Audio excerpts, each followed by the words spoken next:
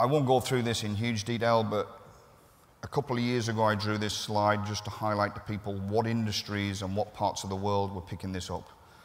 And whilst the start point for PAS 55 uptake had been utilities, railways, predominantly in the UK, you can kind of see that it's expanded into all sorts of stuff. You've got oil and gas companies, mining companies, manufacturing in the UK. In the UK we kind of have Cadbury's use PAS 55. I'm not allowed to call them Cadbury's anymore, and it's particularly relevant for this room because it's now Kraft. Property management organisations, facilities management organisations, they're all kind of using this to help them deliver their business objectives. We have interesting debates around who does it apply to.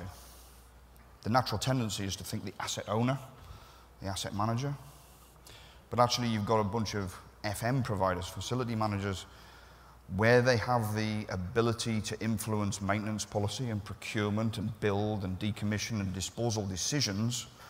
They are using PAS 55 to help them as an asset manager on behalf of the owner.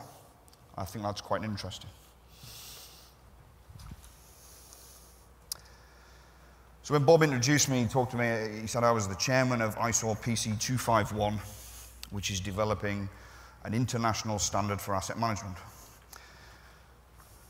If we go back to that slide, we kind of reached the point where we said, we've done 2 versions of this through the BSI publicly available specification route, and it's gone really well. We've kind of expanded our international uptake.